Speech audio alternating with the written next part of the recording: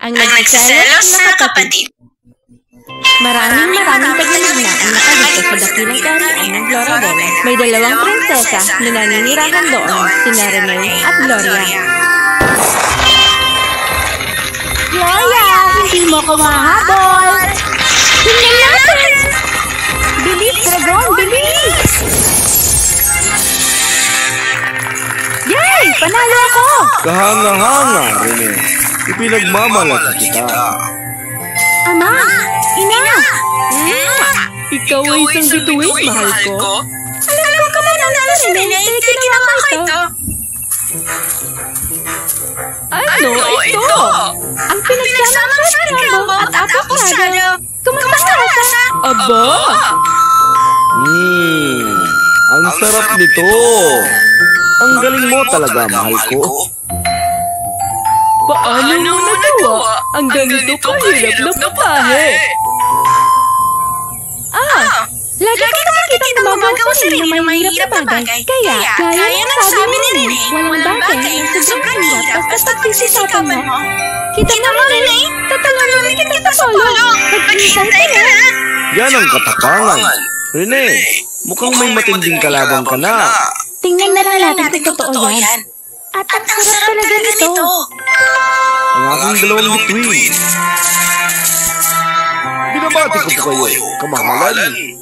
Si Prinsesa Rene ay tunay na isang bituin. Prinsesa, paano mo napapanatiling ganoong pagtutok? Ako'y... Natikman mo na ito? Gawa ito ni Gloria. Sobrang sarap nito. Hindi pa ako nakatikim ng ganito dati. Tignan niyo to. Ang sarap! Ang sarap-sarap! Prinsesa Gloria! Lagi ka lang hindi dagang kapatid. Oo, mahilig na magluto.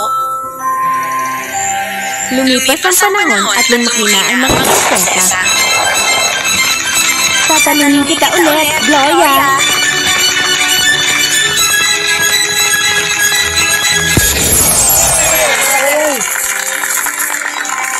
Kahanga-hanga, Gloria.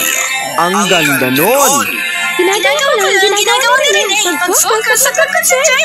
Rene, anak? Nasaan ang kukus mo? Ako'y? Mas nakatuon ka kay Gloria kaysa sa sarili mong karera. Pero dikit lang naman. Tara na mga anak, may dakilang tingin tayo ngayong gabi. Gusto kong kuminang ang aking mga prinsesas gaya ng mga bituin. Sakayalay! Ang Galan! Saya ba? Bakit ganun? Ginagaya ko ni Gloria pero mas nagiging magaling siya sa akin. Paano? Pwede mo ha? Huwag kang masyadong malungkot. Kamahalan. Kamahalan? Napakaganda ng lugar na ito. Ako mismo ang nag-asikaso nito. Ang bihirang mga bulaklak. Ikaw ba ang nagtanim nito? Hindi. May hilig talaga kami tanim ng mga bulaklak. Ito. Namumulaklak lang minsan bawat 5 taon sa loob ng 3 araw. Ngayon ang araw nila.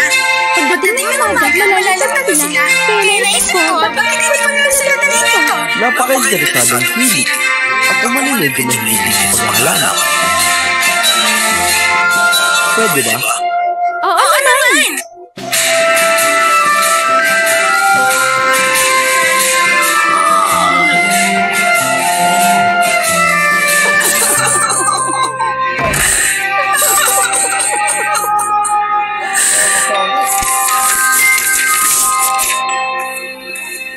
Ipinatatawag kayo ng inyong ama, mga prinsesa. Mukhang mahalagang bagay ito.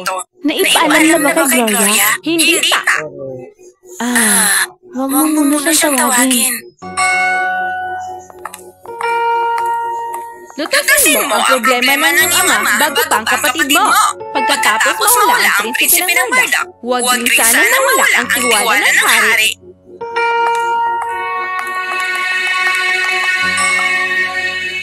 Ama, ano pong nangyayari? Nasaan si Gloria? Narito ako, Ama. Nakita ka rin kamang masinin para malakot ka. Naparito ko para mamusta. Ano nangyayari? May mga tulisan sa gubat ng Peredel. Hindi namin alam kung saan nanggaling ang grupo at paningin sila. Iniisip ko, magpadala tayo ng maraming higit sa isang hurricane at ang mga hukbo ang magpapanggap ng mga malakal. Kapag umatake, daktin natin sila. Gaya ng sinabi ng anak ko, iyan mismo ang iniisip ko. Ama, gaano kalaki ang grupo? Walang nakakaalam. Paano kung may makasabi silang nagtatago sa mga puno? At paano kung patingin tayo bago pa pangakawan sila? Kaya nga may malakas tayong hukbo para dyan, Loya. Bakit ka natin nagsasakripisyo ang tauhan natin? Para sa grupong nagkangkamang laka, malapit sa makapangyarihan na rin na gaya ng atin. Dapat alam nila yung ginagawa nila.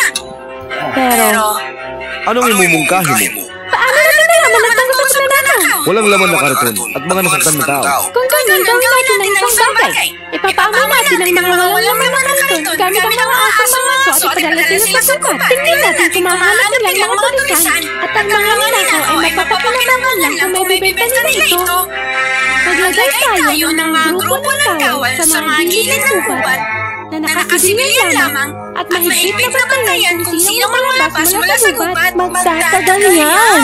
Ngunit ito isang walang sablay na paraan. Hanggang hindi sila nahuhuli. Hindi natin pahihintulutan ng sino man ang dumaan sa gubat. Magandang pag-iisip, Gloria. Pinagmamalang kita. Kung hindi ito umbra, wala tayong ibang magagawa kundi ipadala ng hukbo. Bigyan natin ito ng isang linggo.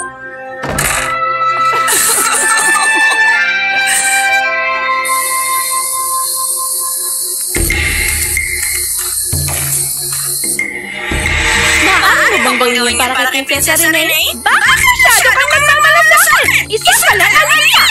Hindi ako, Alila. Para na akong ina niya.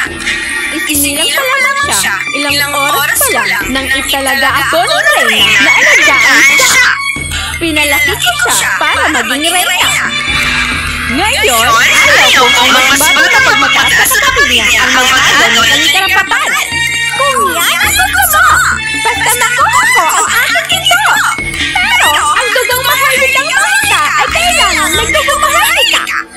Sige, dadalhin ko si Prinsesa Rene dito. Kamahalan, Prinsesa Rene, hinahanap kayo ng hari. Nadadak na ang mga tulisan. Talaga ba? Tama ang iniisip mo.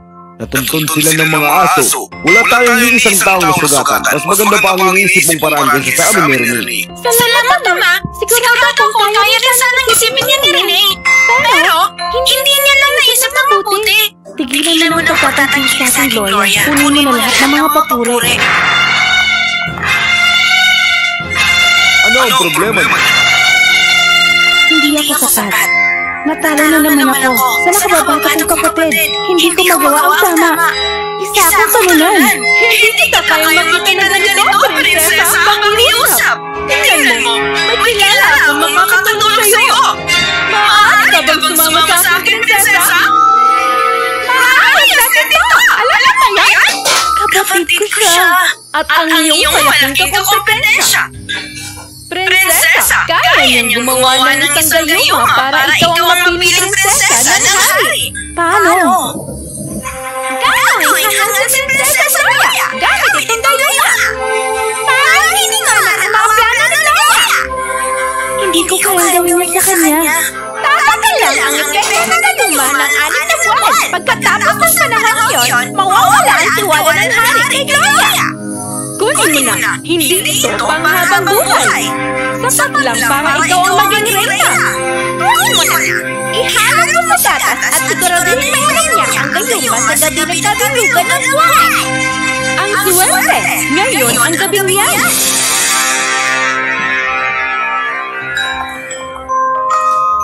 Gloria, takot ka yata. Grabe ang pagtatrabaho ko sa hardin. Bago ang kulang kay Murdoch sa susunod na buwan. Sinusubukan ko magtanim ng mga pabihirang bulaklak. Ikaw talaga ang prinsipe ng Murdoch. Tingnan mo, may ginawa ko para sa'yo. Isang inuming papasigla. Salamat!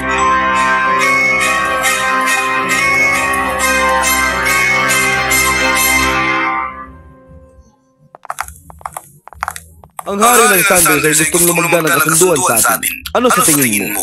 Ama, mas mabuti ang kasunduan kaysa sa digmaan. Pero, hindi dapat tayo magtiwala. Kaya kahit lumagda tayo, dapat pa rin tayong maging handa sa digmaan. Tama ka. Gloria, ano sa tingin mo? Walang kasunduan, walang digmaan, pero sala-sala, saya lang. Ano? Masarap na pagkain ang lulos sa lahat ng kasamaan.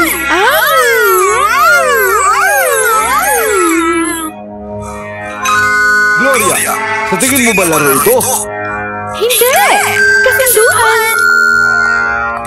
Anong nangyayari sa kanya?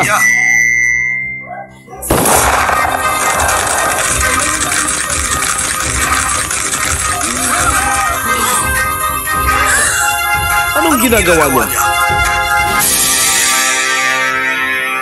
Gloria, ako'y nadismaya sa'yo! Pinabata kita! Hintayin pa na ka! Isa itong karanalan na matala sa'yo! Ate ko, mahal kita!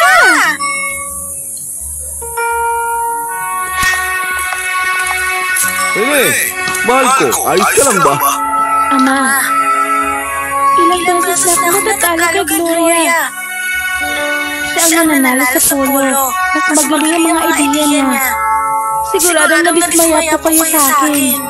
Nadismaya? Sa'yo? Mahal kong anak. Ang matalo ng ilang segundo o ilang pulgada ay hindi nangangahulugang talunan ka. Sa katunayan, ipinagmamalaki ko ang buong puso mo sa pagtuturo at pagbabahagi ng iyong galing sa kapatid mo.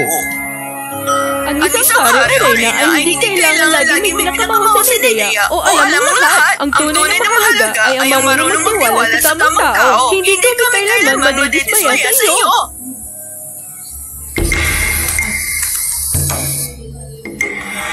Gusto kong gawin Gayuma. Ituro mo sa akin kung paano. Ang bala, kapag pinakawala, hindi na magmamali. Pakiusap, dapat may paraan pa. May isang paraan! Sabihin mo, gagawin ko ang kahit ano. Kailangan mo, ikaw ang tumanggap ng Gayuma. Ibig sabihin, ikaw ang magiging hangal at baka mas matagal pa sa anim na buwan. Ayos lang, iilamin ko. Sarado ko ka! Oo, ibigay mo sa akin ang Gayuma.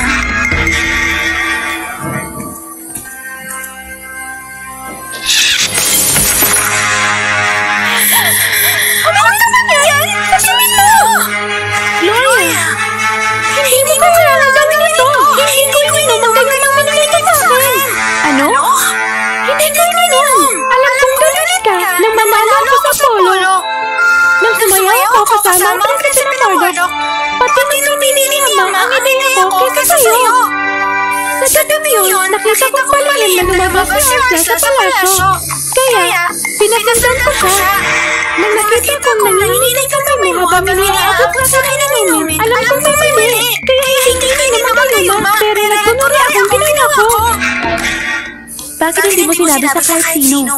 Dahil sigurado akong ginawa mo lang yun dahil sa galit. Alam kong hindi kailangan ng ate ko na makita akong nahihirapan. At tama ako. Oh, Gloria, katawanan mo ko.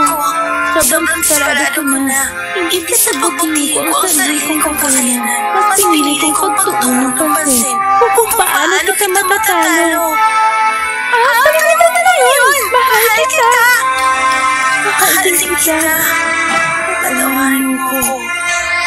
Ang saya sa panahon sa magdamdamin ng pinagmaramdaman ng isang tao. Sinisira niyo ang lahat.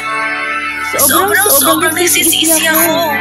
Mula noong araw na yon, natutunan ni Rene na mas magiging maganda siya kapag nakatuon siya sa sariling kakayahan sa halip na makipagkompetensya ng walang dahilan sa kapatid niya. May kanya-kanyang galing ang magkapatid. Pero pag magkasama, perfecto sila. Ang selos ay isang normal na damdamin ng tao. Lahat tayo nakakaranas yan minsan at ayos lang yun. Ang tunay na mahalaga ay kung paano natin ito pinoproseso. Papalaguin ba natin ito bilang kapaitan o gagamitin natin para makilala ang ating sarili? Lahat tayo ay magaling sa kanya-kanyang paraan. At kapag may ibang naglilining sa paraan na hindi natin kayang gawin, hindi ibig sabihin nun na tayo nabigo. Ang ibig sabihin lang, natagpuan na nila ang para sa kanila at dapat maging masaya tayo doon.